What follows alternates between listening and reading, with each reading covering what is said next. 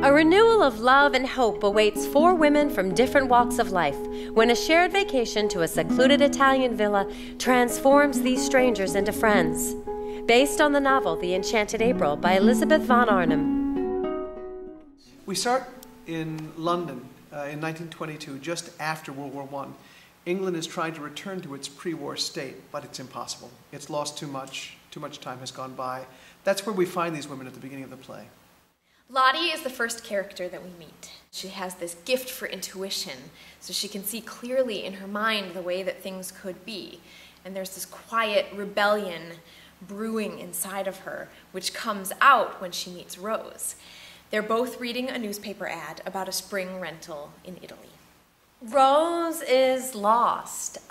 She has this deep sadness, an emptiness in her soul, and she immerses herself in her church, her religion, and yet even that is not providing her with the solace that she is looking for. Lottie comes along and starts talking about a vacation, and ultimately she convinces Rose to go along. Lottie doesn't have enough money to rent the Italian house with Rose, so they have to find 2 more women to go with. Mrs. Graves is very much a product of old society. She has very strict moral code, rules about what's acceptable, expects everyone to adhere to these rules. She's traditional, doesn't like change. Lady Caroline is kind of the most free spirit in the play, at least on the outside. She's what a lot of people, she embodies what a lot of people would think of when they think of the moderns, the 1920s flapper. She does a lot of things that the older generations would find scandalous. And of course this comes into conflict with Mrs. Graves, who's from an older time period, a different generation.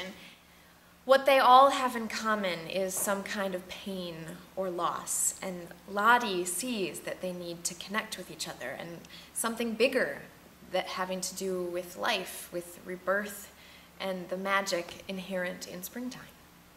The war has taken a tremendous toll on everyone, and we see it at the beginning of the play. The most devastating and direct losses are the loss of sons and husbands to the war itself. So when Caroline first meets Lottie and Rose by themselves, she just makes the assumption that they must be widows. The feeling of loss was everywhere. It just surrounded the individuals, the community, the entire nation. In fact, Rose taught war orphans, and so she is surrounded constantly, daily, by this reminder. After the Great War, most of England tried to return to its pre-war state, but everything had changed. Not just the economy, but attitudes. Women were empowered. During the war, women's employment levels tripled, so women were given unprecedented levels of freedom and responsibility. British women, much like American women, formed groups like the Women's Hospital Corps and the Women's Volunteer Reserve. They donated their time, their resources, their energy to support the war effort. The Women's Police Service. About 2,000 women who patrolled the streets at night, trying to prevent acts of immorality. And then when the men returned, everything was supposed to go back to the way that it was. After all that happened, all the changes that everyone went through, there was no way to go back. Women still didn't even have the right to vote. They were expected to fall right back into the role of obedient wife, but it was too late. They had discovered too much about themselves. So Lottie is more curious, and she wants to know more.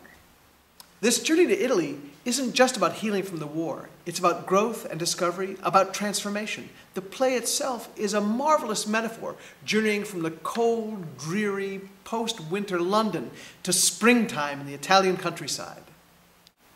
They all find a way to blossom in their own way. But what's compelling is that they are opening up, but they can't do it alone. They need each other. They're all so different, but together they're like a force of nature, building each other up. Together they're stronger than they ever could be individually. And this is emblematic of one of the great features of the human spirit, that though the human spirit is indomitable, when it joins with others as a spirit, it becomes almost unconquerable. And that, in essence, is what the season of the Commonweal is about. Their transformation, the change in these women spreads throughout their closest community, their families, their extended communities. through each other and ultimately beyond that. That's the beauty of transformation. Life and rebirth always inspire and nourish the community around it. That's what community is all about. We believe theater is about sharing stories with our community, with you. So whether you live here in Lanesboro or are visiting us, welcome to the Commonweal. Drama unfolds where the Root River bends.